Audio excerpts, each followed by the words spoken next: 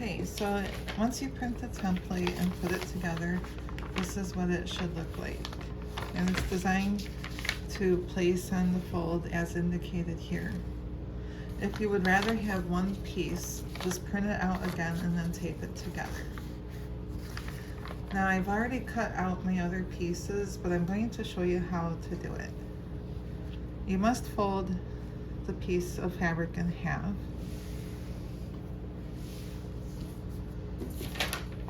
Put your template on top and line up where it says place on fold with the fold of your fabric.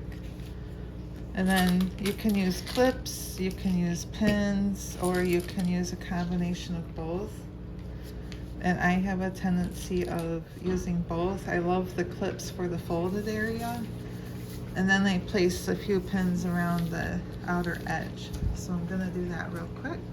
So I have finished putting the template in place, and now I'm going to cut around it. You can use scissors if you would like. I think it's much faster to use a rotary cutting tool, and this is a self-healing mat. So just cut around.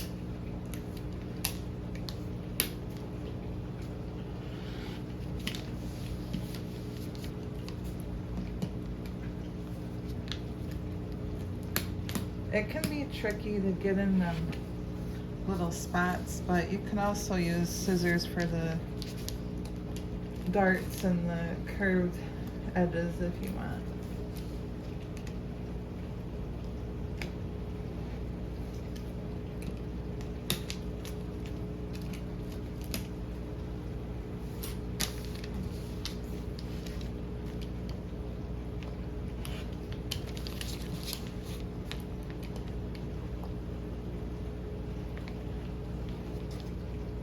And so I'm going to finish cutting this out. I finished cutting, and now when you open it up, you'll have a piece that looks like this. And I already finished cutting my other pieces. So I have, it's a reversible cozy. So I have this print for one side, and I have this print for the other side. And here's a piece of batting. This is Wrap and Zap cotton batting. You don't have to use 100% cotton unless you were to put it in the microwave, which I doubt anybody has a big microwave big enough to hold a 9 by 13 inch pan. This is a fusible fleece, and I'm using that in combination with my cotton batting because I ran out of cotton batting. But just so you know that you can do that. Now what you want to do is you want to sew on your batting. So take one of your pieces and make sure the wrong side of the fabric is facing upwards. The pretty side is down. Okay, and then you're going to put your batting on top. And go ahead and put some pins or clips in place to keep these two pieces together. Okay, I have them all pinned, clipped together. Now I'm going to draw the lines for sewing. Does not have to be perfect. This is just to hold that batting in place. So, well, let's start with the middle. You need to make a line down the center.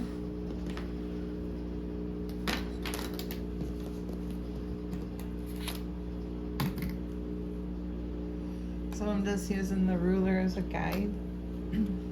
It's not entirely necessary, but it's nice to have. Okay, and now I have this line here. So I want to make diagonal lines an X.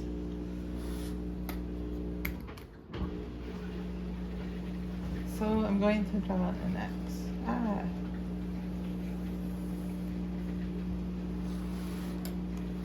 And then here's the other line.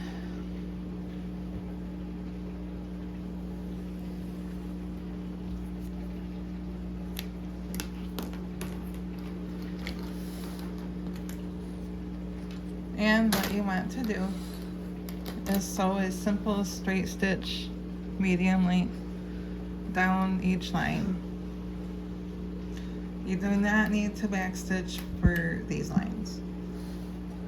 And for your fusible, if you're using a fusible fleece, you do not have to sew it on because you can adhere it. This is the sticky side. Well, it's bumpy, not really sticky, but there's the rough part of it is what would face the wrong side of your fabric, because that's the glue. And so what you have to do, line it up, and then you would take your iron, which I have it plugged in,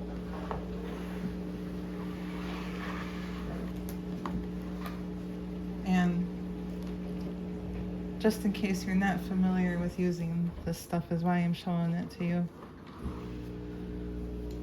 You don't want to move your iron back and forth like you would if you were just ironing a garment. And okay, that looks pretty good. So you're just gonna press your iron down about 30 seconds. However long it takes for it to fuse together, bond together. See, it had made an indent, but you have to keep pressing down, lifting up, press down, then you lift up and just cover the whole area. You can still sew it if you want to, just for that look. But I'm gonna go ahead and sew the batting and I'll be back. Now, after you press the fusible fleece on the wrong side, what you can do is you can flip it over and you can iron it, just for even better bonding.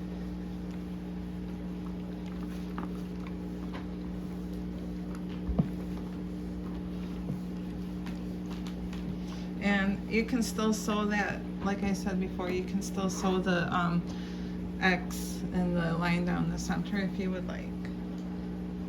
Okay, so the next part is you need to sew the darts on each corner.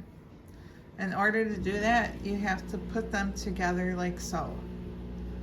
Right sides need to be together, and then you clip it or pin it in place.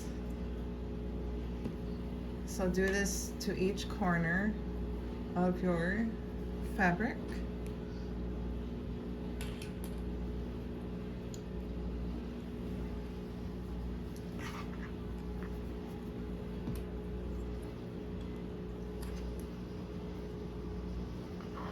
One more here.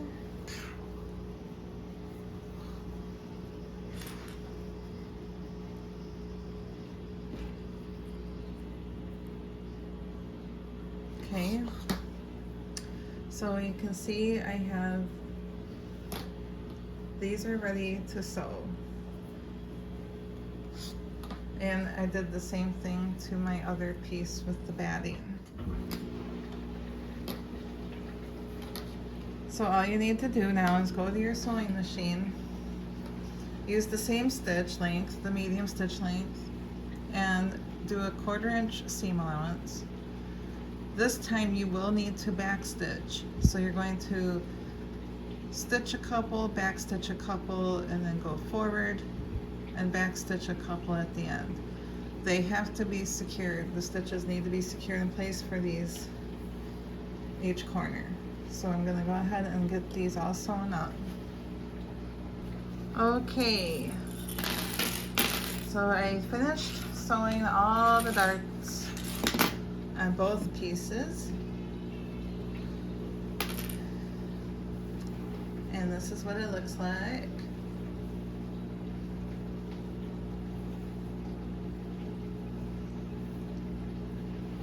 Okay, now we're almost done, and this is so easy. So all you have to do now is sew these pieces together.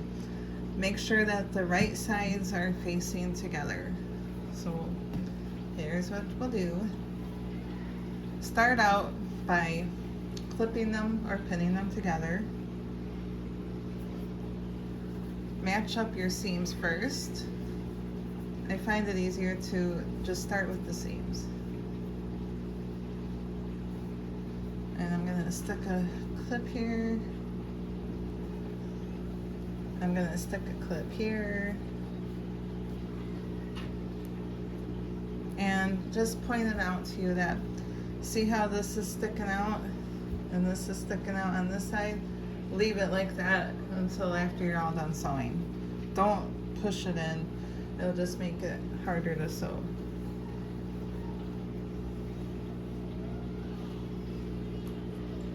I'm gonna put each corner. Now once you have all your corners lined up and pinned or clipped in place, go ahead and stick a couple on each end and a few along the sides. Okay, I finished putting the clips all around to keep it together. Now we don't want to forget about the opening or you'll be seam ripping, so you need like a 3-inch opening on one of your sides for turning. So what I'm gonna do is I'm gonna use clips to mark it. About 3 fingers. You have to be able to get it out. So since I have clips all around, I'll use pins. You could also use a marker if you want. Doesn't matter. Whatever method works for you. So I have pins marking my opening. This is big enough. This is actually perfect. I want these 4 fingers to be able to get through. My hands are kind of large for a woman, so I have to be able to get in there. Now you got your opening marked. You're gonna start at one of the marks and use a 3/8 inch seam allowance. And sew all the way around. Just go slowly over the darts so you don't break a needle, and go slow around your curves and go all the way around, and then stop at this other mark right here. And you will want to back stitch at the start and back stitch at the end, or it's gonna come apart when you're turning it. Now with the 3/8 inch seam allowance, most of you probably use your presser foot as a guide for the standard 1/4 inch. So just go a little bit bigger than that. You don't really need to get out your measuring tools and figure it out perfect. But the 3/8 inches just so that you can get all this stuff in there. You got your batting, your fabric. It needs to all be sewn together, and the 1/4 inch is just not always enough. So I'm gonna go ahead and sew that and I'll be back. Okay, I finished sewing around the edges, and there is quite a bit of bulk, so you can take regular scissors and chop that off, or you can use pinking shears. You just want to be super careful, don't get into them stitches. So I'm gonna take away some of this bulk here. It's a lot easier for turning, and then your seams won't look so funky. Just to point out though, be careful, don't cut in the area that you have open. Just leave that alone. So I'm gonna finish trimming off my bulk. Okay, now you want to turn your cozy right side out. So go ahead and work on that. And just get it all out through that opening. You have to also smooth out all these areas, the corners and stuff. You can do that with your fingers, or you could use a wooden dowel anything similar. Smooth at the end, not anything sharp. And then just make sure that you get all them corners nice and smooth, like so. Once you've finished with that, go ahead and take your iron and do a quick press, you know, along the edges and whatnot. It'll make it easier for your finishing top stitch that you're going to be doing. And if you want, you can even like fold it down like this and press it to give it a little bit of that crease. See? Like so. So I'm going to go ahead and finish pressing this real quick. I have finished pressing it and it looks nice and smooth, and there's still this opening that you have to deal with, and I hope you knew to fold the edges under and then just have it following the seam naturally. Put a couple of clips there or pins. And now you'll take this to your sewing machine and do a top stitch all across the edge, and not only will it give that nice polished look, it's going to close that gap as well. And so I have one I have already finished. Dun, dun, dun.